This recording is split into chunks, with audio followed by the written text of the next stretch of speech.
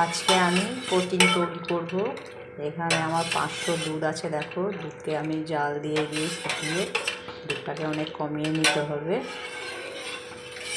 অনেক ঘন করে নিতে হবে।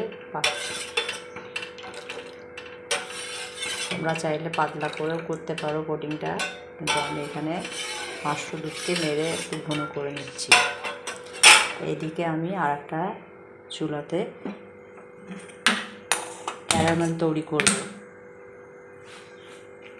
ক্যারামেল তৈরি করার জন্য আমি এখানে প্রথমে চিনি নিলাম, হালকা একটু জল নিলাম। ক্যারামেলটা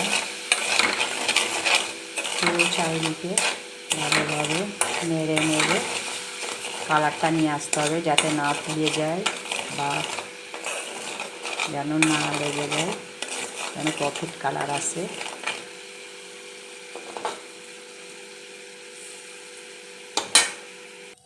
এদিকে দুধটা আমার ফুটে ফুটে কমিয়ে নিয়েছি, 500 থেকে অনেক কমিয়ে নিয়েছি। এবার দুধটাকে আমার ঠান্ডা করতে দিলাম। এদিকে দেখো আমার ক্যারামেলটা তৈরি হচ্ছে, আস্তে আস্তে কালার আসছে।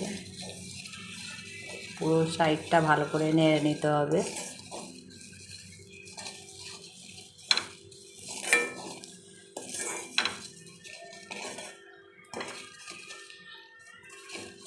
দেখো খুব সুন্দর একটা কালার আসছে আস্তে আস্তে।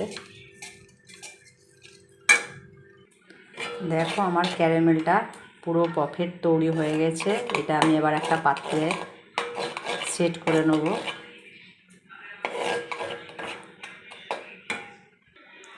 দেখো ক্যারামেলটা আমি একটা পাত্রের মধ্যে স্টিলের ঢেলে নিলাম।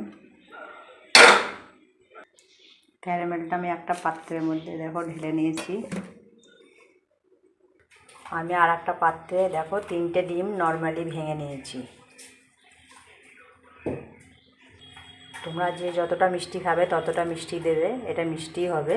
আমি এখানে চিনি দিলাম।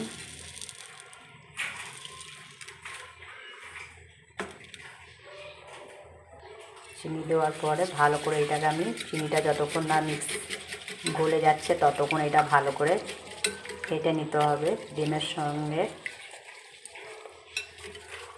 ডিম আর চিনিটাকে ভালো করে ফাটিয়ে নিতে হবে। চিনিটাকে গলানোর জন্য যতক্ষণ না গলে ততক্ষণ এটাকে ভালো করে ফাটতে হবে। এখানে ভালো করে আমি দেখো